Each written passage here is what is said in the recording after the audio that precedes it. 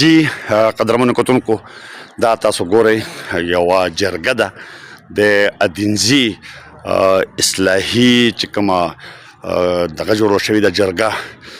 نو دا د هغې د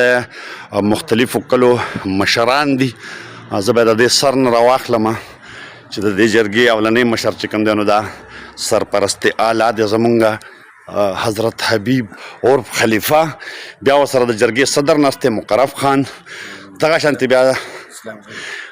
اسلام دی او امان خان. دا تاسو ګورئ دلته کې ناست دی او د امان خان متعلق به زه بیا خیر وروسته خبره وکړم. خو اول د مشران زه زده کومه دا سمیع الله خان دی او دغه شانته زمونږ دا مشران دي.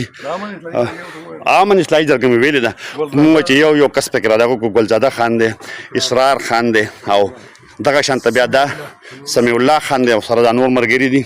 دغه شانته که موږ دې طرف ته واخلو نو بیا دا ملګري دي او همدغه شانته دا بیا زین الله دی، ورسره دا مشران دي او دا مشران راغلي دي د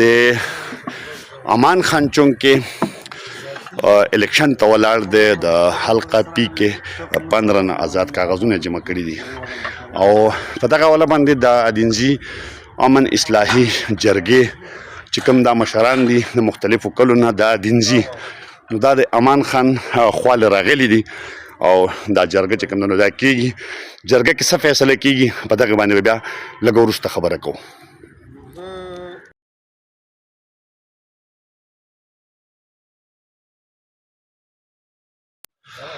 جی قدرمنو کتونکو دا جرګه چې کومه ده هغه ادینزي امن اصلاحي جرګه کوم چې دا سرپرست اعلی حضرت حبیب المعروف خلیفه بیا مقرف خان صدر دی، دا نور مشران راغلي دي. نو دوی امان خان ته خپله یو مدعا کېښوده او د هغې مدعا په جواب کې چې کوم دی نو امان خان خپله خبره وکړه، بیا دوی خپله خبره وکړه او امکاني صورتحال چې کوم دی نو هغه دا دی چې د امن جرګې کوم مدعا امان خان ته کېښودې ده نو امان خان د هغې د منلو یقین دهاني ورکړې ده. دغه څه شی دی او څنګه په کوم بنیاد به منلی کېږي مزمل خان هم دغه دی ناست دی. نو په دغه حواله باندې چې کوم دی نو نتیجه به وروسته راوځي. خو فعلال دا جرګه چې کومه ده نو دوی امان خان ته د مکمل مرستې یقین ورکو او امان خان چې کوم دی نو هغه دوی ته د مکمل مرستې یقین ورکو او دا ده چې نتیجه به انشاءالله ډېره ښه راوځي. دا مشران ناست دي، دغه ځای کې ناست دي زین الله خان دی، بیا دلته سمیع الله خان دی، د سره دا ملګري دي او انشاءالله چې د دې جرګې د کامیابۍ ثمرات چې کوم دی نو هغه به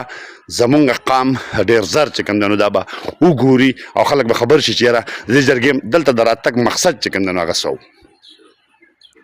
ټیک شو ځان او یوه خبره چې هغه زما هیره شوې وه نو هغه دا ده چې دا چې د کومو کلو خلک دی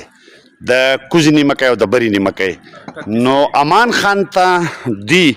مکمل د خپل مرستې یقین ورکو، د آینده دپاره د عهد وکړو چې هر قسم سره راځي نو دی به د یو مشر په حیث باندې چې کوم دی نو لکه د دې جرګې کردار ادا کوي او دا خلک به چې کوم دی دا به د ده ملاتړي او د ده ملګرتیا به کوي.